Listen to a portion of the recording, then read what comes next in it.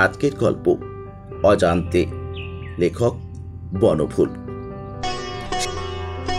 সেদিন আপিসের মাইনে পেয়েছি।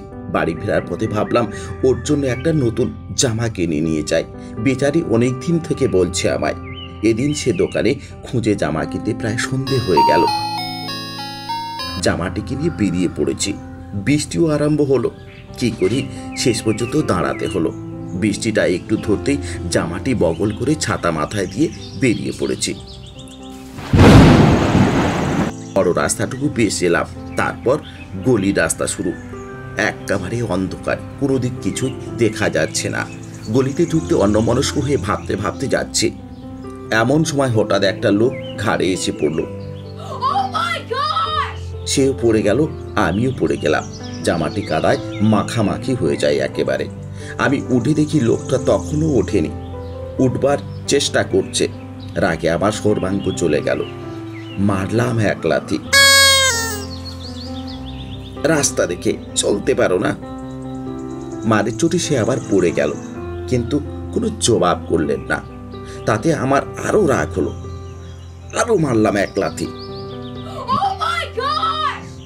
আমাদের গন্ডগোলখানির পাশের বাড়ির এক ভদ্রলোক লণ্ঠন হাতে বেরিয়ে পড়লেন। জিজ্ঞেস করলেন, কি ব্যাপার মশাই, কিসের এত গন্ডগোল?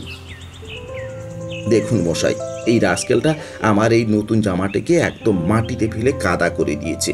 কাদায় মাখামাখি হয়ে গেছে একেবারে। পথ চলতে জানে না, একেবারে শেষ অবধি ঘাড়ে এসে পড়ল। কে ওই লোকটা? ও আপনি জানবেন না, ওকে মাফ করুন মশাই। ও বেচারা অন্ধ, চোখে দেখতে পায় না, ঠিক করে পথ চলতে পারে না। ও হলো এই পাড়ারই অন্ধ ভিখারি। ও বরাবরই এই গলিতে থাকে। তার দিকে চেয়ে দেখি মারের চোটে সে বেচারা কাঁপছে, কাদাময় তার সারা গা। আর আমার দিকে কাতর মুখে অন্ধ দৃষ্টিতে হাত দুটো জড়ো করে আমার কাছে সে ক্ষমা চাইছে। তখন তার করুণ দৃষ্টি দেখে আমি অত্যন্ত লজ্জিত হই, নিজের কাছে অপমান বোধ করি। কোনো কিছু না বুঝে শুনে এই রকম করাটা আমারই অপরাধ। আমি তার কাছে অবশেষে ক্ষমা চেয়ে নিলাম।